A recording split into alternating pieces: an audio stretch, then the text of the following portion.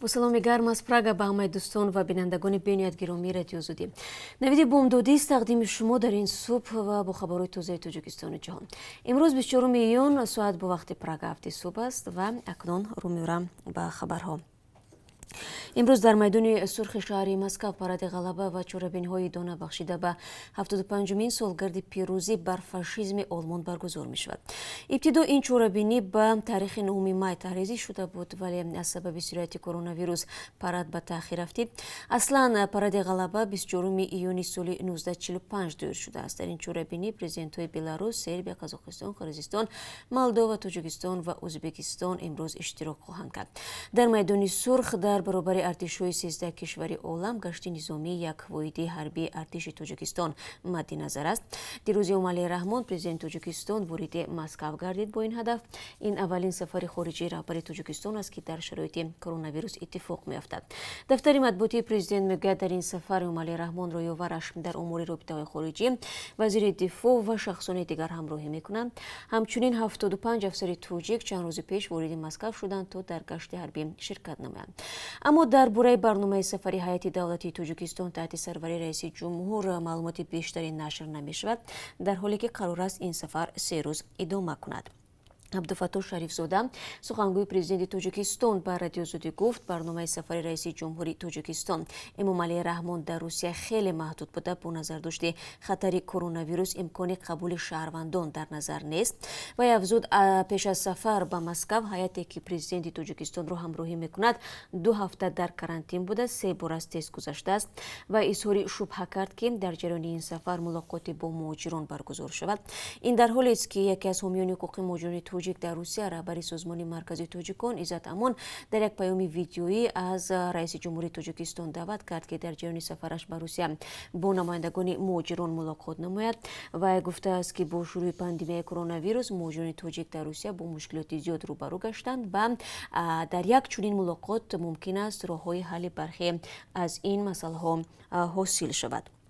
در هر سفرش به روسیه یا کشورهای دیگر امامعلی رحمان تلاش میکند با نمایندگان جامعه تاجیکان در آن کشورها ملاقات نمایند.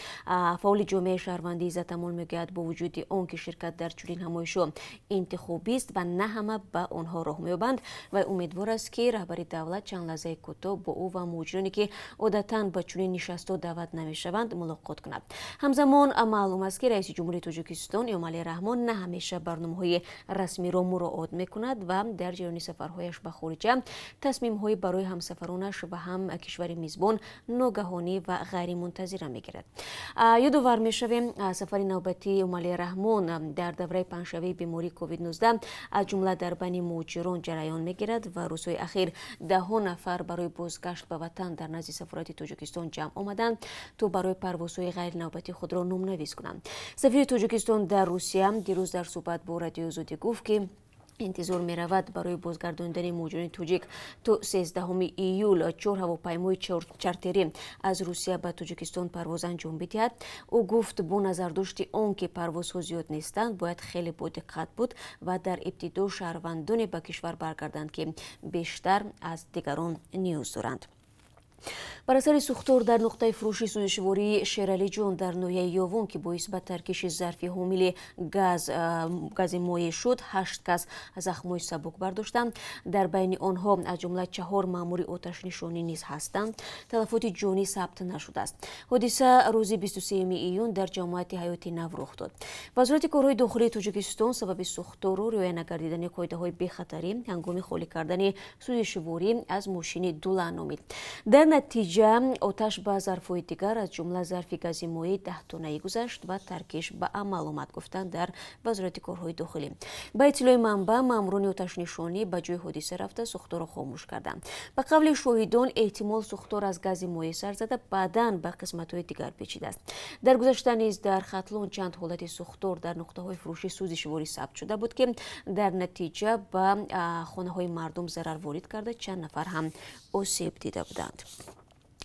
روز 23 ایون شماره گرفتاران بیماری کووید 19 در تاجیکستان به 5567 نفر رسید. وزارت تندرستی و حفظ اجتماعی اهالی تاجیکستان گفت در شبانه روز گذشته کرونا ویروس به 54 کس سرایت کرده است. 4109 یا بیش از 73% آدمان شفا یافته، 52 نفر فوت دیدند.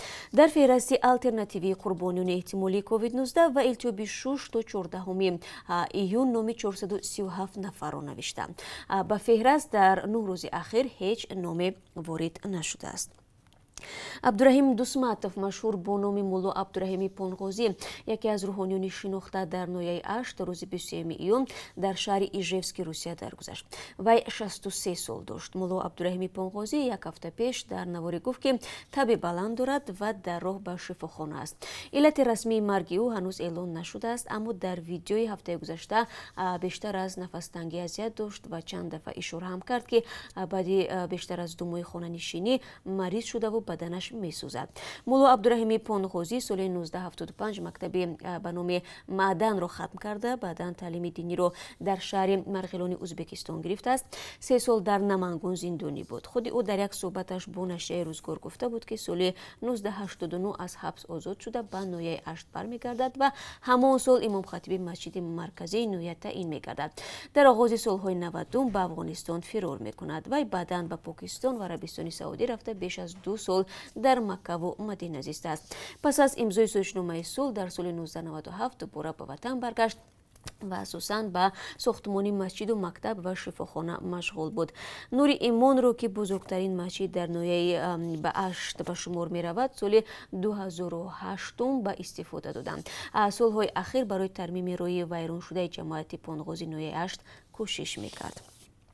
در ادامه موضوع مرگ و میر در قبرستان نویه استرای ولایت مسکو طی چند ماه اخیر دهها تاجیکستانی را دفن کردند. این رقم در یک نوار ویدیویی سازمان نور در روسیه از زبان ریزوکار زوراب مبارک شویف صدا داد.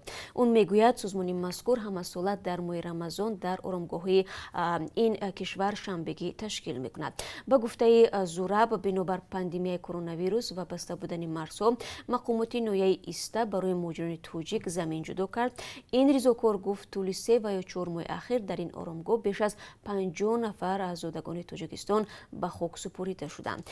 ریزوکاران سازمان نور بعد برداشته شدن کرانتین در این آرامگاه شنبگی دایر کرده گرد و اطراف قبرها را از علف و کنده و ریشه تازه و قبرها را راست و هموار نمودند. زوراب مبارک شویف گفت تا آن زمانی که دولت مسکو با مساعدت سفارت تاجیکستان در روسیه و سازمان نور زمین جدا نشده بود، مهاجران مجبور بودند میتان خود را برای دفن به تویر طول مناطق دیگری دوردست ببرند و یا به تاجیکستان انتقال بدهند. ضمناً آخر هفته گذشته جسد یک بار 5 مهاجر توجیک به وطن آورده شد.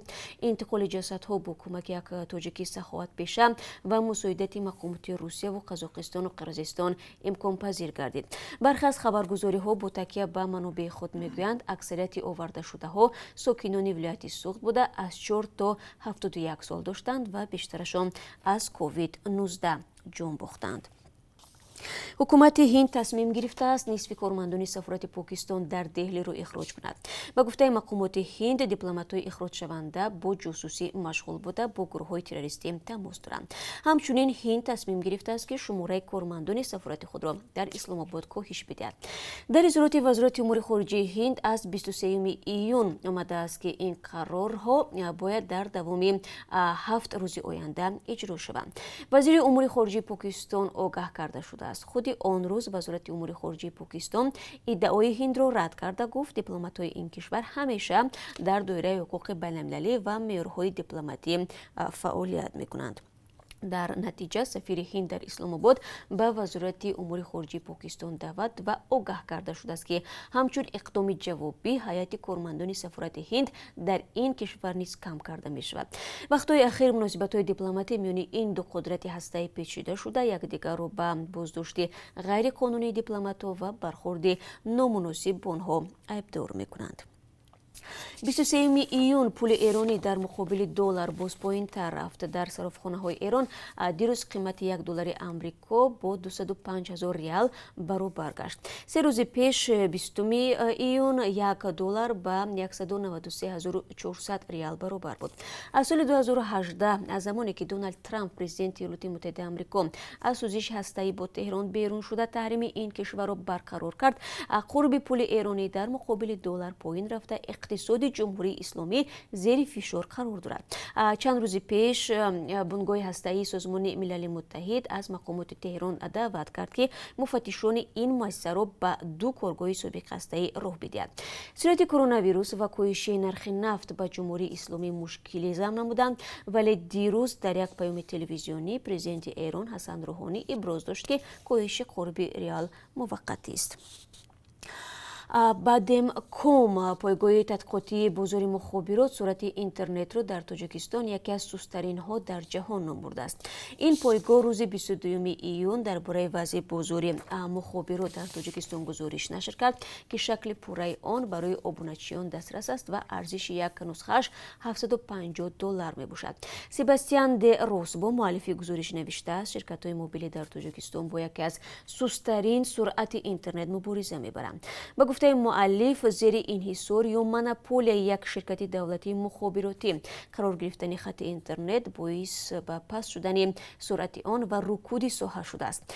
مؤلف می‌نویسد با وجود جاری شدن معیارهای علاقه 4G، گسترش علاقه ثابت و اینترنت با سرعت در تاجیکستان در قیاس با دیگر کشورهای منطقه ناچیز میباشد. باید گفت که در تاجیکستان 4 شرکت بزرگ موبیل فعالیت میکند. به نوشته بعدم کوم شرکت تیسل سهمی از همه بیشتری بزرگ در اختیار دارد و بعد از آن بابیلون موبایل، مگافون و زد موبایل قرار دارند. دیروز با طلب ثبت نام حتمی همه گونه دستگاه‌های علاقه برقی را در تاجیکستان یکی از حادثه‌های مهم در سال گذشته نامیده است. و گفته است شرکت مگافون عزم دارد 5G معیار نو علاقه را در دوشنبه جاری کند، اما دیروز با تخمین زده از خروج کووید 19 گسترش 5G را در تاجیکستان و جهان به تأخیر اندازد. و اکنون بینندگان عزیز، چون همیشه در پایان صحبت برای شما از قرب اسعار خارجی یادآور میشویم که از طرف بانک ملی چنین تعیین شده است. برای امروز $1 10 سومانی و 30 درم است، 1 یورو 11 سومانی و 67 درم ارزش دارد. امروز قرب 1000 روبل روسی 149 سومانی و 30 درم تعیین گرده است که نسبت روز گذشته 1 سومانی و 30 درم بیشتر می باشد. با سپاس از یکایک شما بینندگان عزیز که در این صبح بر وقت ما را همراهی کردید و با خبرهای تازه آشنا شدید. من همه شما از آن را بعد 3 ساعت دیگر با خبرهای نو از تاجیکستان و جهان از جمله از روسیه و دیگر کشورها منتظرم. ما را تنها نگذارید. سپاس از شما و روزتان با قرار باشد.